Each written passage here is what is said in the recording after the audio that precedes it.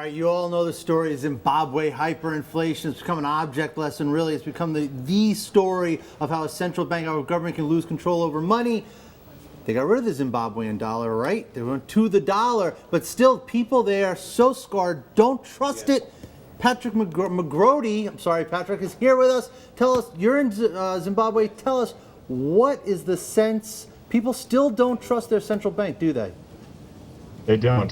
Exactly as you said, because the government got rid of the Zimbabwe dollar in 2009, the central bank can't print its own currency and is also about $1 billion in debt to the central government, which people suspect has largely gone to corruption and graft, so they have no faith in the financial system, so they're not putting any money in local banks. The critical mass of all that is that you've got a liquidity crunch that's starting to weigh on growth, even if they have addressed the hyperinflation problem. Right, so it's interesting, they basically went to the dollar, right, in 2009. And there's the picture that I thought was great in your story. I mean, that's literally people hanging out dollars to dry, you could say. I mean, people are trading dollars and sticking them under their mattresses now, right? Yeah, absolutely. I mean, they use American dollars in South African rand mainly. And obviously, it's not easy to get those currencies into that country, especially the U.S. dollar, given how far away it is and how little, economic activity there is between the two countries. So people have to hang on to the money as long as they can and recycle it as best as they can, and keep it in their homes, under their pillows, under their mattresses, rather than depositing it in a bank. Patrick, when the U.S. dollar was introduced, there was hyperinflation in the country that Paul alluded to earlier. Has the U.S. dollar introduction helped tame that inflation? And I know the story also mentioned that growth has returned to Zimbabwe since the U.S. dollar was introduced.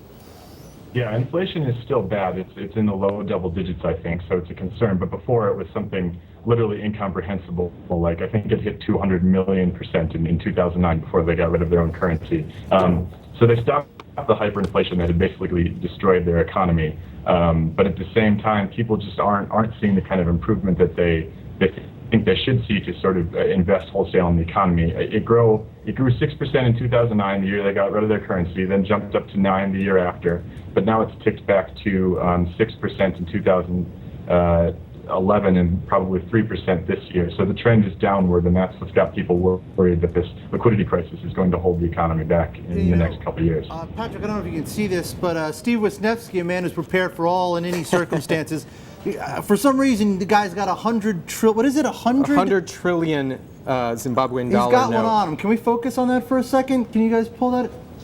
Can you? Because the people might want to see that. The people at home might want to see that. So $100 trillion at the time when the currency was abandoned could have gotten you what, Patrick? Oh, I think that was the cost of a loaf of bread, or maybe not even given the day of the week that you tried to buy one. That's the largest bill ever printed, which, yeah, people like to keep around as sort of an example of how haywire things can go if you completely lose control of your monetary policy. Hey, Patrick, I mean, I know, okay, people don't trust the banks, that hurts economic growth, I kind of get all that, but is the larger issue in Zimbabwe still politics, still Robert Mugabe? That's exactly what it is, yes. I mean, the reason people don't trust banks is because they think that the central government stole money from those banks and spent it on whatever they wanted, buying themselves houses, buying themselves cars. So economists and business owners say that the only way this is really going to turn the corner is if there's political reform, sort of a believable constitution, a believable political process that will protect investment both by private Zimbabweans and foreign companies looking to come into the country. And foreign companies have not been investing because of that political uncertainty, right? There is mineral wealth, there is agricultural wealth, but it's not being exploited. Yeah, I mean, there's definitely two sides to it. Some big mining concerns, some other companies have come in if they see opportunities that are just too good to pass up because those assets are so attractive. But you haven't seen sort of the critical mass investment that an economy with those sort of resources would warrant, and that's what people would like to see change after political reform.